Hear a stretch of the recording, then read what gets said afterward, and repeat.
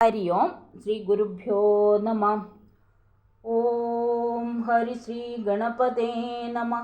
अविघ्नमस्तु श्री गुरुभ्यो नमः। सदाशिवसमारम्भां शङ्कराचार्यमध्यमाम् अस्मदाचार्यपर्यन्तां वन्दे गुरुपरम्पराम्। ओम श्री महात्रिपुरसुन्दर्यै नमः। सौन्दर्यलहरी मङ्गलाचरणम्। सौन्दर्यलहरी कर्त्रे सर्वमङ्गलदायिने शङ्कराचार्यवर्याय यदिराजाय ते नमः। श्लोकं 92। कदास्ते मञ्जत्वं द्रुहिणहरिरुद्रेश्वरभृदः शिवस्वच्छाया घटितकपटप्रच्छदपडः तुदीयानां भासां प्रतिफलनराकारुणतया शरीरी शृङ्गारो रस इव दृशां दोक्ति कुതുകം। ഇത് ഭഗവാന്മാരെ പറ്റിയാണ് പറയുന്നത്.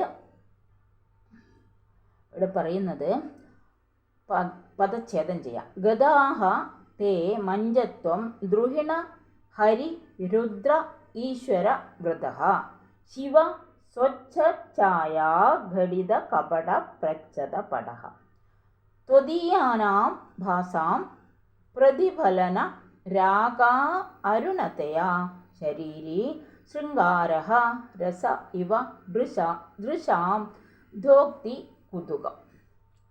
ദ്രുഹിണ ഹരി രുദ്രേശ്വര വൃതഃ ബ്രഹ്മാവ്, വിഷ്ണു, രുദ്രൻ, ഈശ്വരൻ എന്നീ സേവകന്മാർ, അതായത് ഈ മറ്റ് ദേവന്മാർ, ഈ 4 ദേവന്മാരെ ഭഗവതിയുടെ സേവകന്മാരാണ് എന്നാണ് പറയുന്നത്. തേ അമ്മയുടെ നിന്തിരുവടിയുടെ മഞ്ചത്വം, അതായത് അമ്മ ഉറങ്ങുന്ന കട്ടിലിൻ്റെ അവസ്ഥയെ ഇവർ പ്രാപിച്ചിരിക്കുന്നു.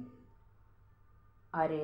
ശിവഭഗവാൻ സദാശിവൻ സ്വച്ഛഛായാഘടിത കപട പ്രച്ഛദപട, തൻ്റെ ധവളകാന്തിയാൽ ഘടിപ്പിക്കപ്പെട്ട മേൽവിരിപ്പ്, അത് സദാശിവനാണ് മേൽവിരിപ്പ്. മറ്റുള്ള 4 കാലുകൾ, ഈ മഞ്ചത്തിൻ്റെ 4 കാലുകൾ ആരാ? ബ്രഹ്മ, വിഷ്ണു, രുദ്രൻ, ഈശ്വരൻ.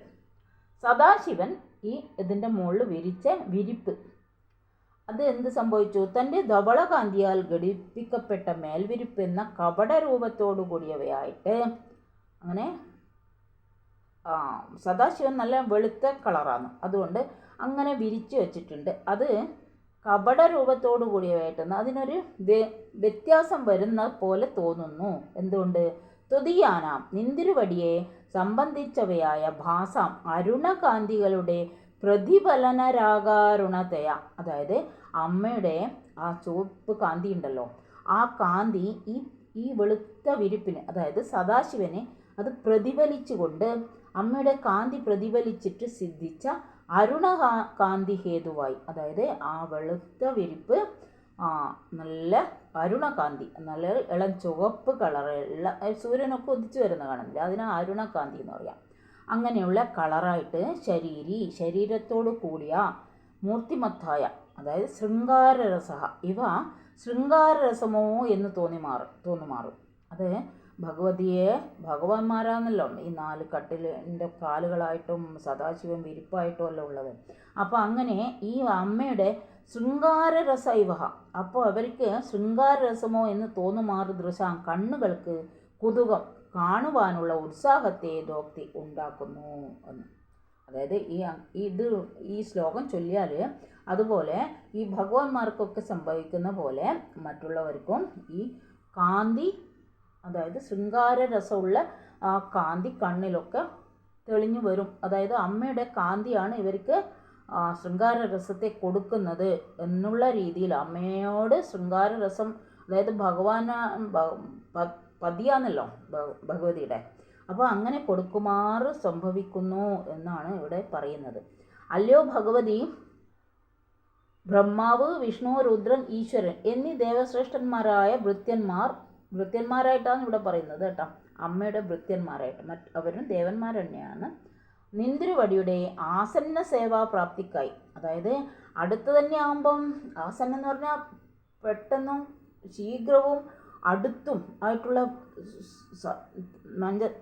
ഈ ആസന്ന സേവ, അതായത് അമ്മക്ക് സേവ ചെയ്തുകൊണ്ടേയിരിക്കുന്നു. കാരണം ഈ കട്ടിലിൻ്റെ കാലായിട്ട് ഇരിക്കുമ്പോൾ അമ്മക്ക് സേവ ചെയ്യുന്നില്ലേ അവർ, ആ മഞ്ചത്തിൻ്റെ കാലായിട്ട് ഇരിക്കുമ്പോൾ. അപ്പോൾ അവർക്ക് സേവാപ്രാപ്തിക്കായിട്ട് മഞ്ചത്തിൻ്റെ അവസ്ഥയെ അവർ സ്വീകരിക്കും. അമ്മയെ സേവിക്കാനായിട്ടാണ് അങ്ങനെ സ്വീകരിച്ചിട്ടുള്ളത്.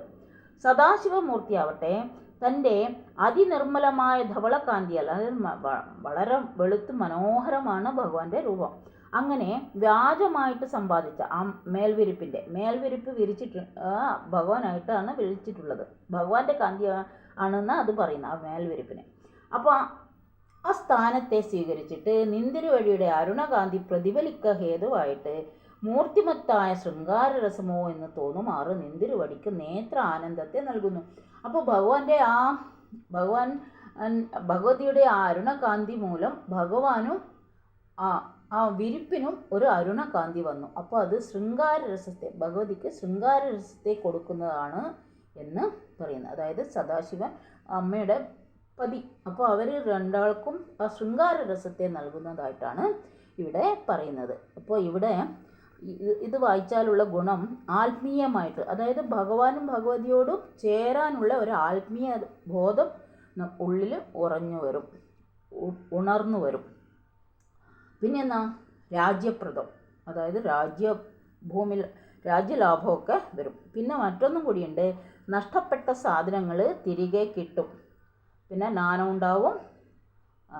ഇവിടെ ഭഗവതിക്ക് നിവേദ്യമായിട്ട് കൊടുക്കേണ്ടത് പാൽപ്പായസം, അതായത് വെള്ള കളറാണല്ലോ പാൽപ്പായസം നിവേദ്യമായിട്ട് നൽകാവാം എന്ന് ഈ ശ്ലോകം ചൊല്ലി നൽകാം, എന്നൊരു ഫലപ്രാപ്തി ഉണ്ടാകും എന്നും പറയുന്നു. ഹരി ഓം. കായേന വാചാ മനസേന്ദ്രിയർവ്യാ ബുദ്ധ്യാത്മനാ വാ പ്രകൃതേ സ്വഭാവാത് കരോമി യദ്യ സകലം പരസ്മൈ നാരായണായേതി സമർപ്പയാമി. ശ്രീമന്നാരായണായേതി സമർപ്പയാമി. ഓം ശ്രീ മഹാദേവ്യേതി സമർപ്പയാമി. സർവത്ര ദേവീ നാമസങ്കീർത്തനം. ശ്രീ മഹാദേവ്യേ നമഃ. ഹരി ഓം. ശ്രീ ഗുരുഭ്യോ നമഃ. ഹരി ഓം.